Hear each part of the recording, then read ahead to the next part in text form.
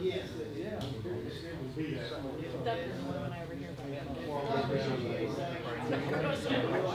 Okay. Thanks, Mike. We're going down for 3 days practice.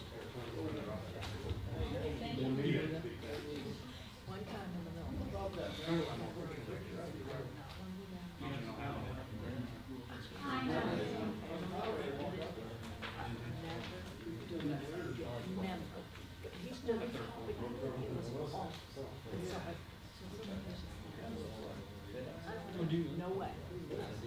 I refuse. No way. It was wrong. 7:30.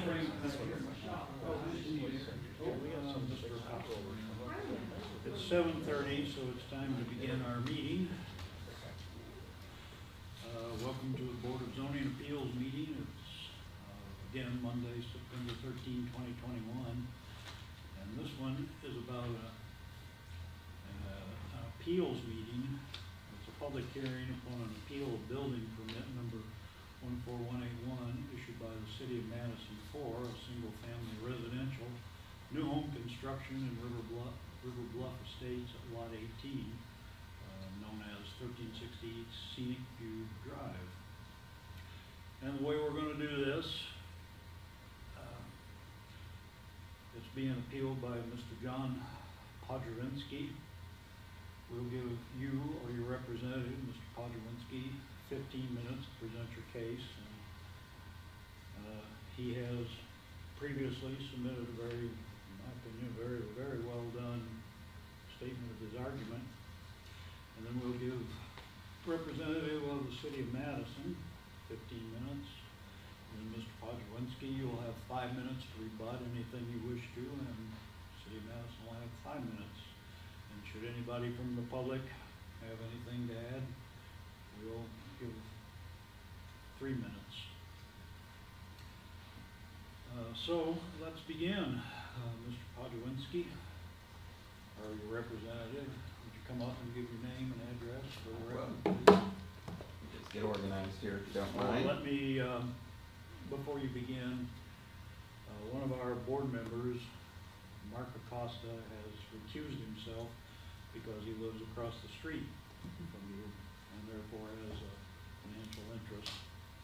So there are only 4 of us on the board here today. Okay. Great. Well, I figured before I got into the details of the legal elements as we see it, I'd do a little introduction if you don't mind. My name is John Podrowinski. I live at 1340 East Scenic View Drive. My wife Gail and I moved from Chicago to Madison about 18 years ago. And as I took a job at Rotary Lit, that's the reason we came here. And as they say, the rest is kind of history. Many people thought we weren't going to make it because of the big city, little city thing. But we love it here. This is our home. Despite what people thought, we have fit in beautifully. Our children went through the Madison school, succeeded, are doing very well in the real world because of it. We're active in the community, active members of Resurrection Lutheran Church. We run a food pantry that feeds 3,000 people annually in the community. This is our home, and we take our home very, very seriously, which brings us as to why we're here tonight. It's because, in our opinion, our home is a little bit under threat at this point in time, because we believe that the City of Madison has erroneously and in direct violation of its own zoning regulations has given out a building permit for the property next to us. We think it, as we'll show, it clearly violates the zoning ordinance that is in play. We'll also show that it significantly would cause harm to us if it were to go forward. We have tried to address this issue with the owner of the neighboring property without success. As I will tell you, it's awkward being up here. In my 60 years of life, I have never been in a personal legal matter. And so it's kind of weird being up here because this is not what we do. We're not professional, litigants or anything like that. But it is very important to us because it is our house, and I think you'll see it will cause harm to us if it goes forward. I'll go through how we see the legal elements of this, and you probably are aware of this, I'm sorry if I, bore you with some of this, but the City of Madison preamble to its zoning ordinance explicitly says one of its purposes is to regulate and determine the area in front, rear, and side yards of all buildings. Okay, so that's one of the things it does. The property located at 1360 East Scenic View Drive is located in a buffer zone, which is governed by the City of Madison, so that's not in question. The property located at 1360 East Scenic View Drive is zoned residential agricultural. Section 210, and again, I won't get into this, but it defines what a side yard is. I assume, you might know that, or if not, we can do it. But it basically says run a parallel line, and you cannot create a building or a structure inside whatever the requirements are for the side yard. Section 6.11 of the zoning ordinance that was passed, I believe, in 2016, says that for residential agricultural buildings, side yards shall in no case be less than 20 feet. So you can't build anything within 20 yards of that line, that property line, according to the ordinance. It can be higher than that. If the home that were to be built, and I haven't seen the plans, were to be taller than, I believe, 1 story, it has to get wider than 20 feet. It could be up to 28, 30 feet, whatever. Okay, and then the last part of the legal argument is important. Section 1.1 of the zoning ordinance in play tells you what happens if this law is in conflict with any other law, legal document, deed.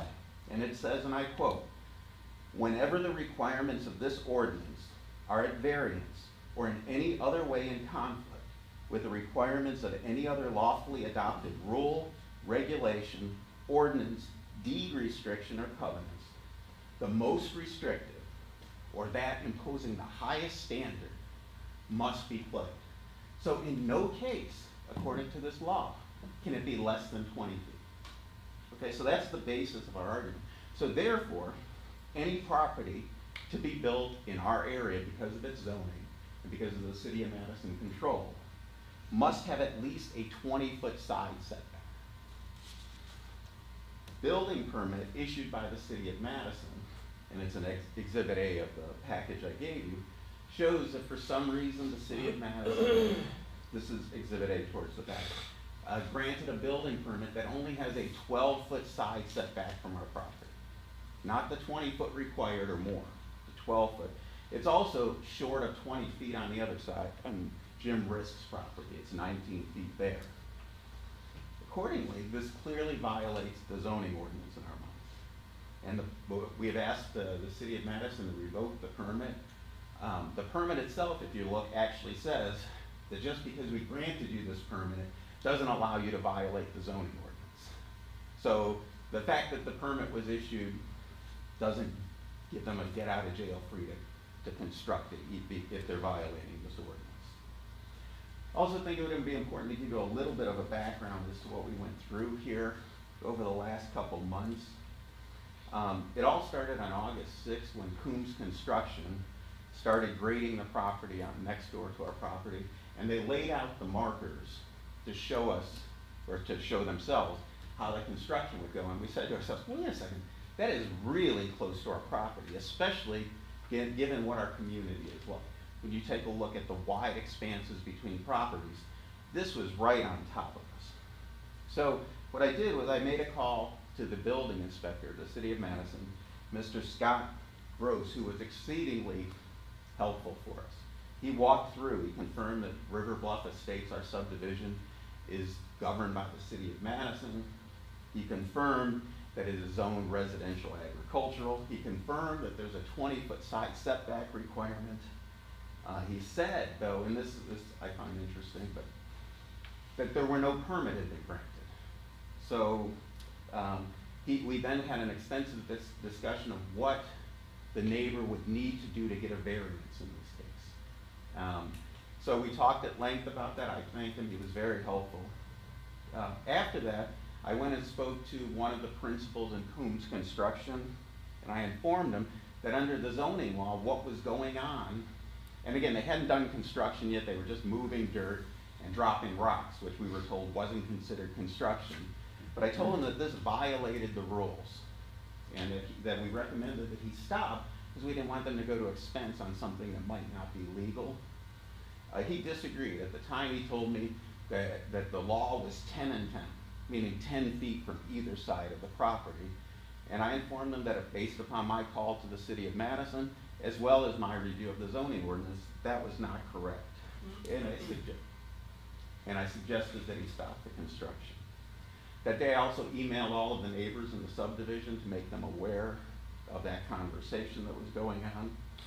And so we thought we were going to be up against a variance hearing, where they were going to ask for a variance at that point in time. Instead, a few days later, I spoke to Mr. Joe Patterson, the associate city planner, and at that point he told me that actually a permit had been issued. He said that it was issued by some prior building commissioner. I don't know the name. He didn't give the name of who issued it at that point in time. And I asked him, well, how could that happen? How could it violate the zoning ordinance and a building permit came out? And he said he assumed that the prior inspector must have relied upon the plat document and not considered the zoning ordinance. He did imply that this was kind of a mess. They didn't know what took priority, and that they were going to get the legal representation of the city involved to figure out what's going on. After discussing with him, I did a little bit more research, and that's when I came up with section 1.1 of the zoning ordinance. And I'll read it again because this is really important based upon what you're going to hear in a minute. Wherever the requirements of this ordinance are at variance in any other way in conflict with the requirements of any other lawfully adopted rules, regulations, ordinances, deed restrictions, covenants, the most restrictive must apply, or that meeting the highest standard. So I emailed him this. I said, Mr. Patterson, I think you could save yourself some time going to legal. It says what takes priority here. And I didn't get a response. But 2 days later, I received an email from Mr. Gross and Mr. Patterson, and they were relying upon subdivision regulations, which they say govern this matter. And they said section 2E3H said in subdivision regulations that the final plat indicates the minimum setback requirement. And since the plat set a 10-foot side setback, there's a built-in variance that is being given. Okay, so that was the argument which they made. But here's the rebuttal to that, and I think it's pretty clear legally, which is that actually the subdivision regulations cited by the city support my case. Because when you go to the subdivision regulations, Article 4, Section E3 states, buildings line setback. The building line to establish yards for all buildings and lots shall be provided by the zoning ordinance. So it's handing it off to the zoning ordinance as to what it does. It also says in Section 4E3, yard requirements. Yard requirements for residential subdivisions or their portions thereof, which is within the jurisdiction, shall be the same as the yard requirements set forth in the zoning ordinance. So the subdivision regulation, which I quoted, are sending us right back to the zoning ordinance.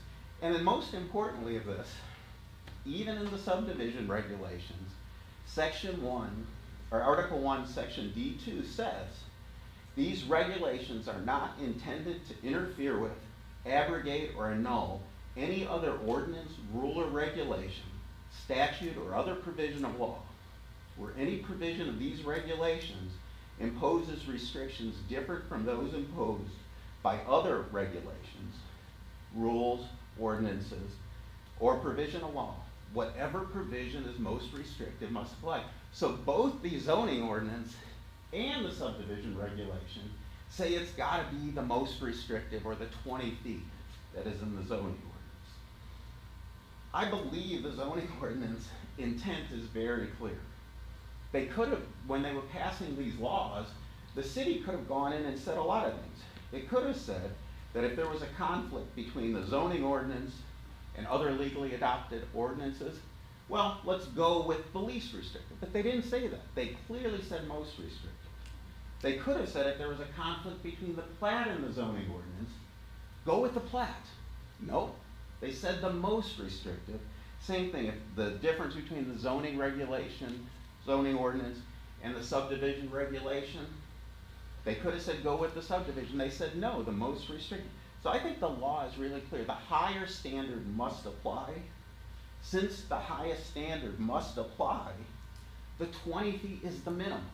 It could be higher, but it can't be less than 20.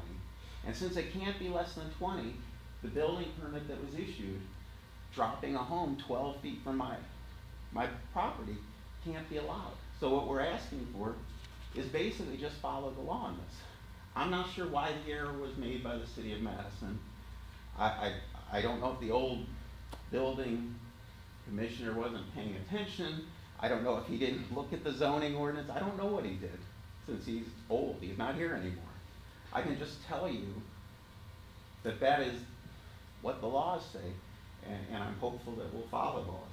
I also have a section in the document I gave you as to why a variance should not be issued. I'm hoping that that's not the point of today's meeting, but I'd be happy to go over that at some point if you would like.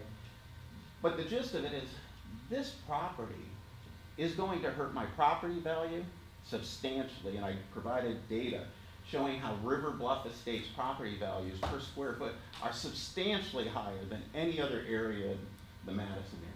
And a big part of that is because we have big side yards, right? We have the space, yet the structure of our community. If we start shrinking that, it's going to be problematic. I also provided a document to you showing how uncommon this would be.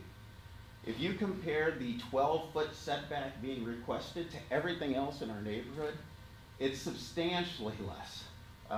Everything is in the minimum, it is 40% less than any other area on scenic view in our area. They range from 20 feet up to 70 feet when you look at the properties. This 12 is going to drop right on my home.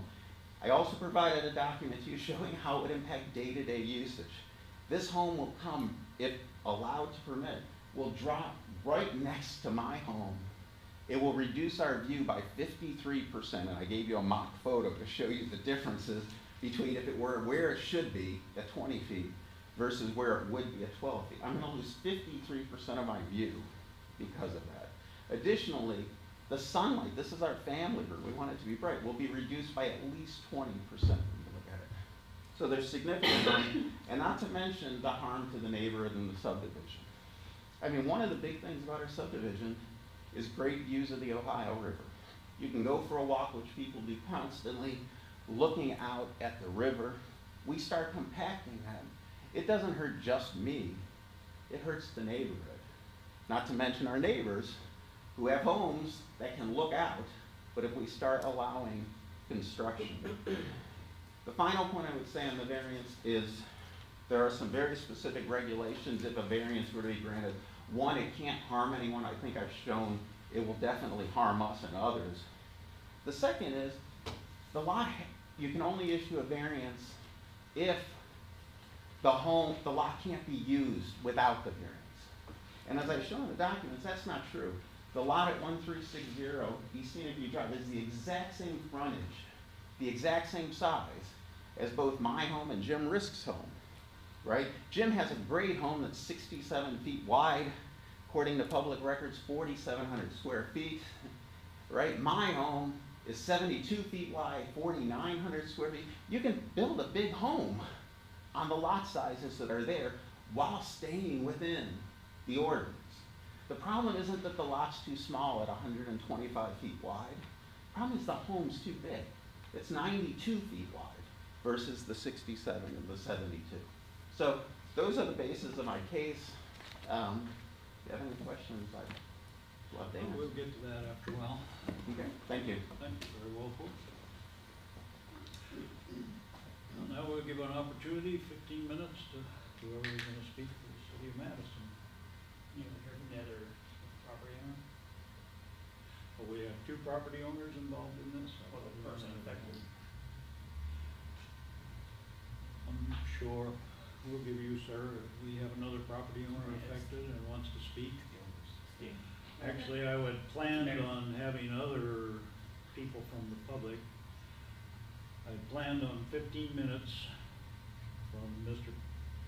Podrzinski, 15 minutes from the city of Madison and 5-minute rebuttals, and then if another property owner or public members wish to speak but are not filing this complaint, that we give them time too.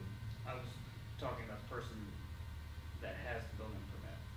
It's been issued to Miss Allen. Okay, sure, we can give her time to speak, although I was under the impression that this appeal is directed not about her, that in a sense she's not involved. This has all come about because of specifications on the final plat approval back in 1995, but we can give her time, that's fine. I just didn't know if she wanted to say anything. Yes, ma'am, you can come up and give your name and address, and we'll give you, if you wish to speak for 15 minutes, we'll let you. Okay, I'm Mary Allen, and I currently live on Elm Street, renting a house until I build my future home on 1360 East Scenic View Drive. And what I'm asking is the same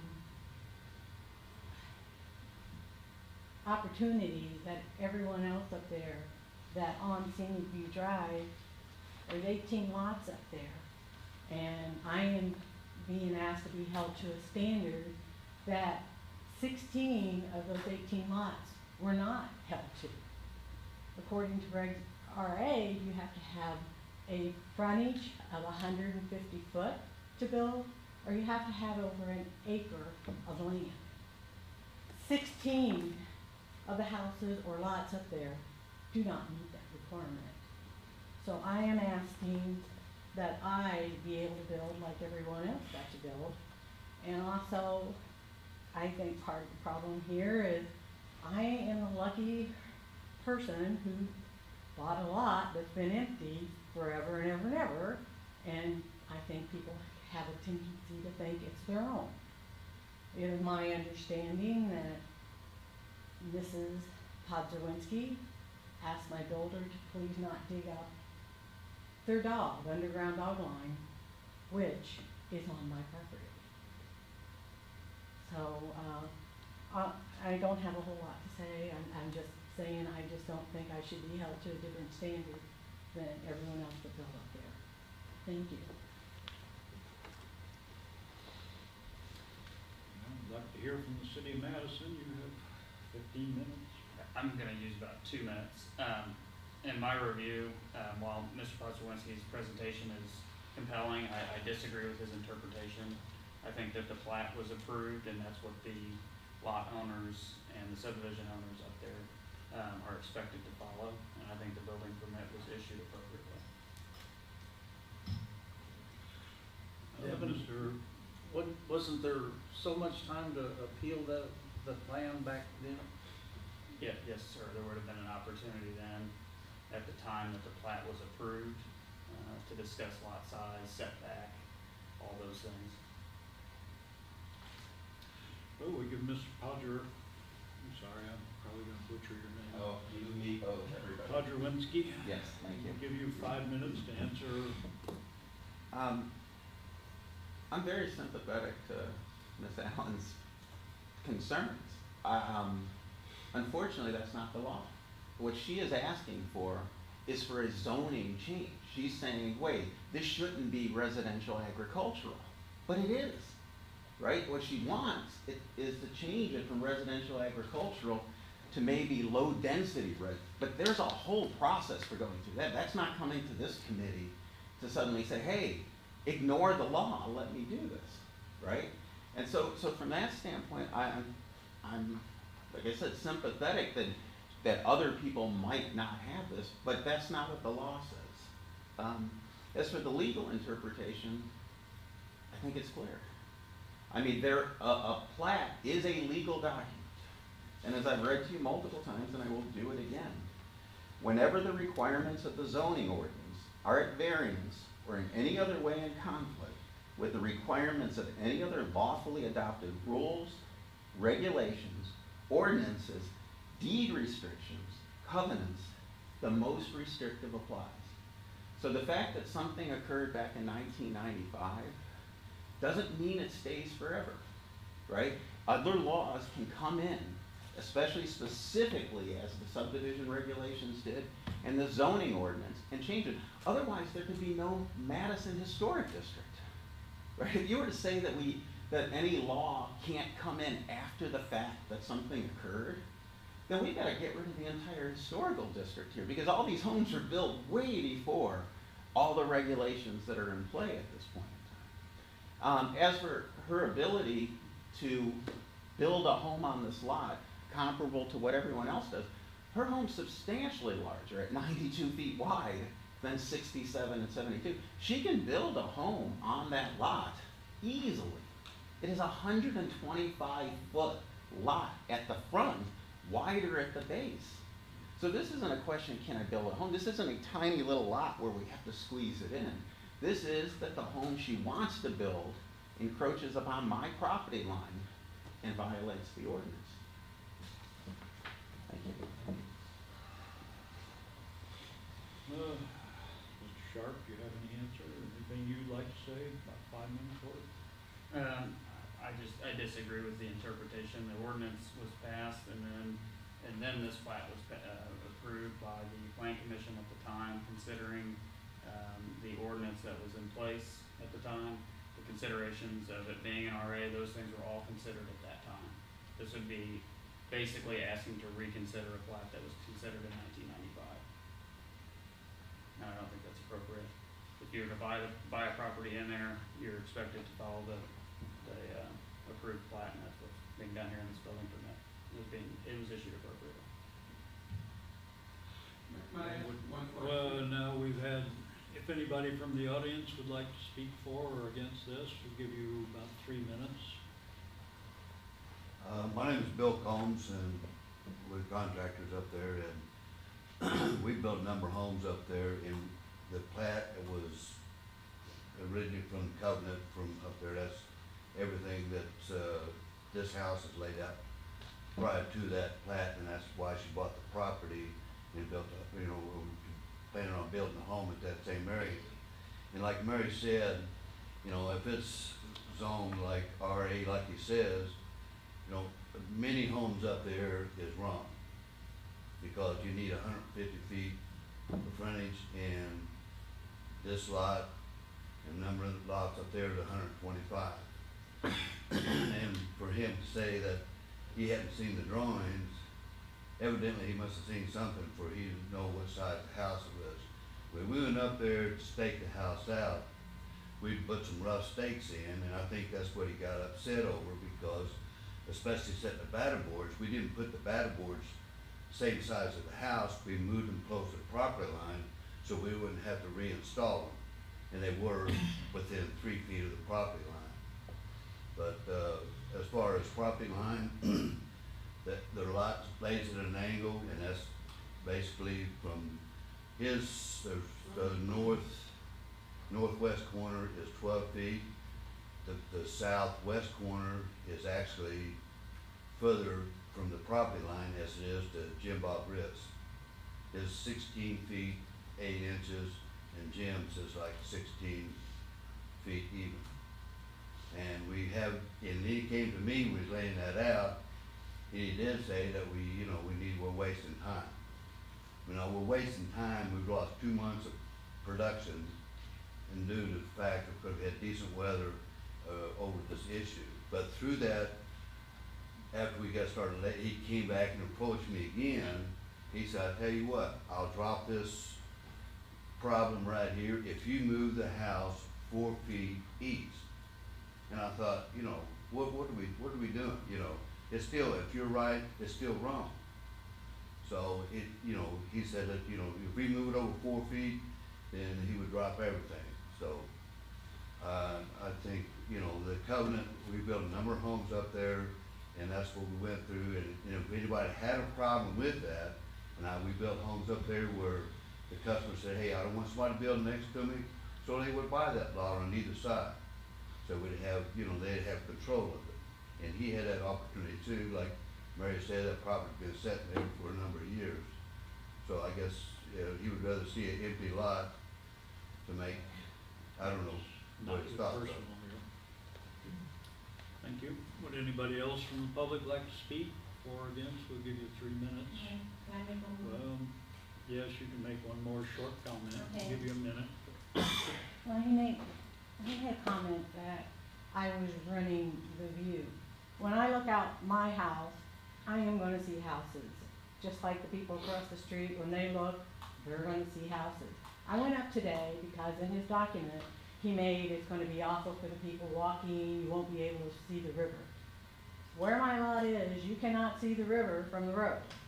You have to literally go halfway onto my property to see the river. And I'm a friendly neighbor. If somebody wants to come over and have coffee on my deck and watch the river, I'll be glad to have them come, but you cannot walk past. There are some properties up there you can, but it curves. And I am not running anybody's view of the river from across the street. Thank you. Well, we have time, maybe one more person, audience, wish to speak for or against, give you 3 minutes. If not, then we'll declare this part of the hearing closed. Now, board members, this is your opportunity. You can ask questions to our attorney, you can ask questions to Mr.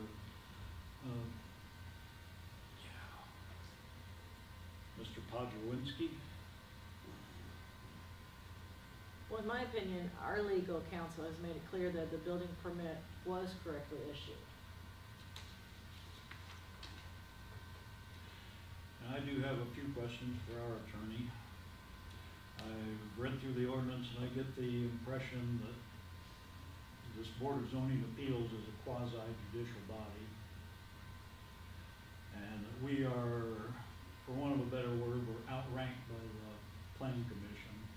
Because the Planning Commission initiates amendments to the zoning ordinance, the Planning Commission has complete control in this case over the subdivision, using the subdivision regulations.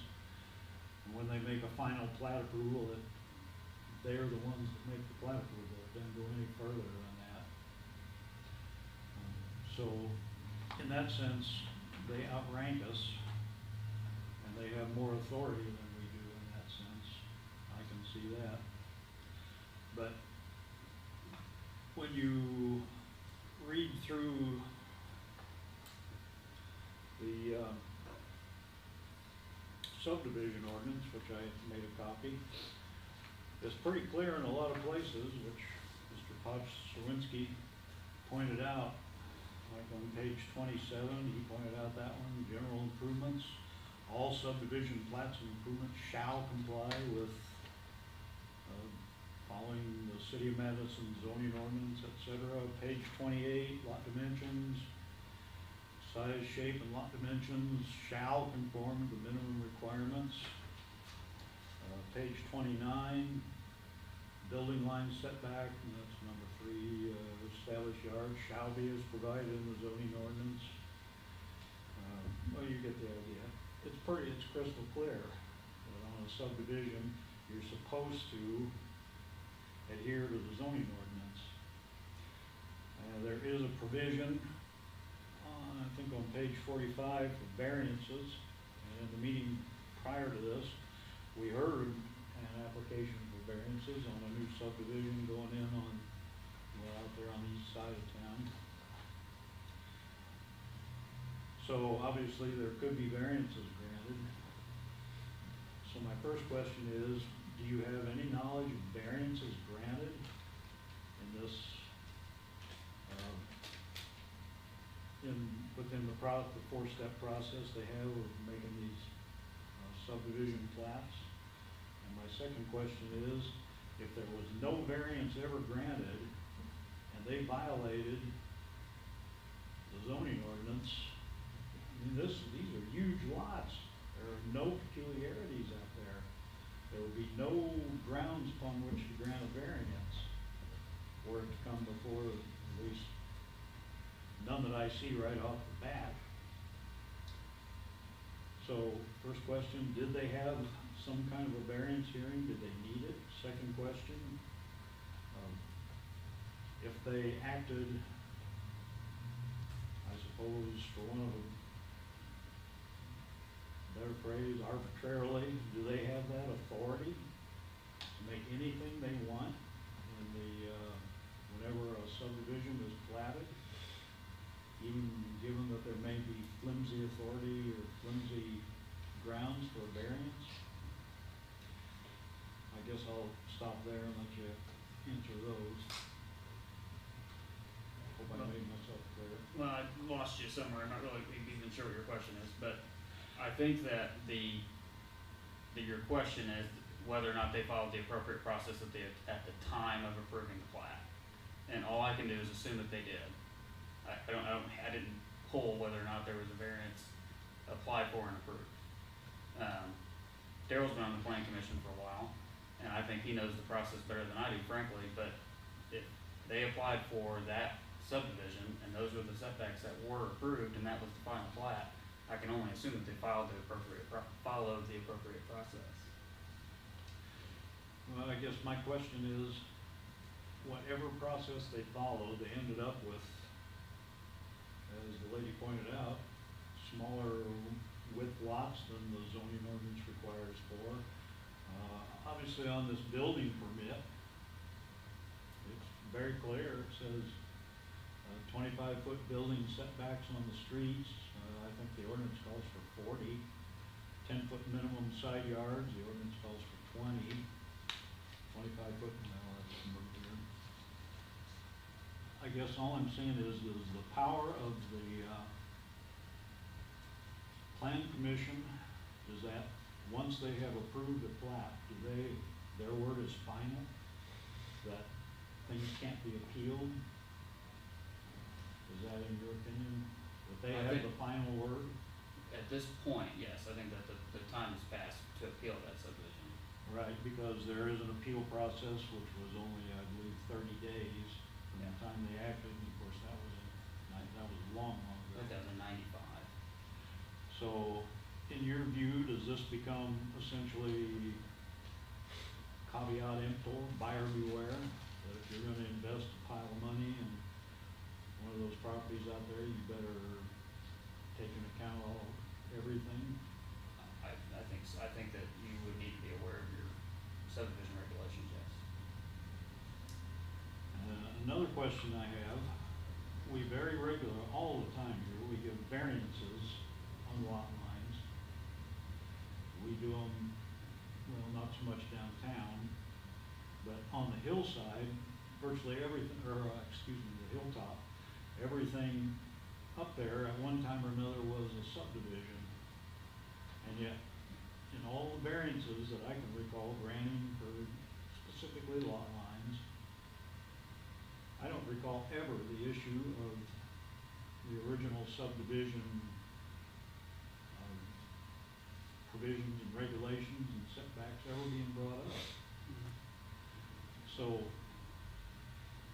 But it almost, they would be brought up in cases because although maybe not specifically, but there's houses on Clifty Drive that have 50-foot lots and they're within 10 or 5 feet of each other. So obviously back somewhere that mistake, probably not a mistake, that's just the way that read back at the time. But I don't. That would be true for houses built prior to the 1967, the adoption in August of 1967 of, as far as I know, the first zoning ordinance, which I somehow obtained a copy. Well, another thing to consider, the subdivision regulations have been adopted and amended over time too. The ones I've been reading are the ones that were adopted in 1995, so I assume that's the latest version, which I printed off the internet a couple days ago. So in your view, the court cases and established law in Indiana says that when a plan commission makes a final plat approval, that's that. Based on the circumstances in this appeal, I believe the building permit was issued appropriately.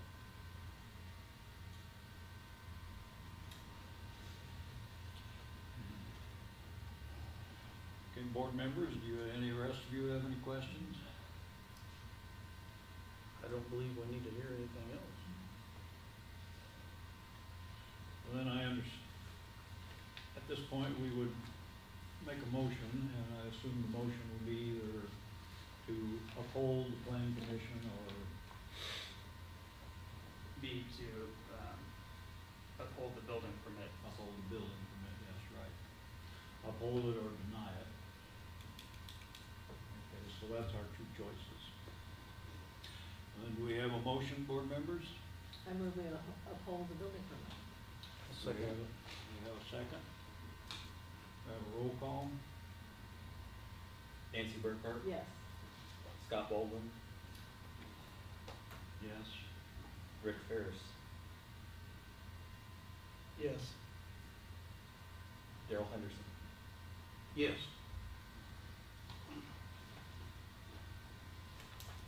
Well, I'm sorry, and that concludes in our appeal hearing. And that concludes all our business. So we have a motion to adjourn. I move we adjourn. Second, all in favor, say aye. Aye. Opposed, no. Adjourn. Like that? What have we got there? Okay. I wrote on the back of it. So you don't need to,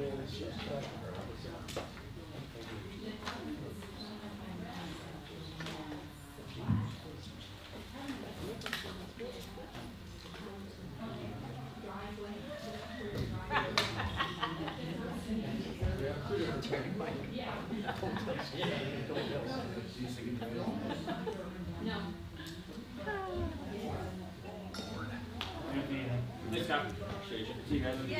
See ya. Oh,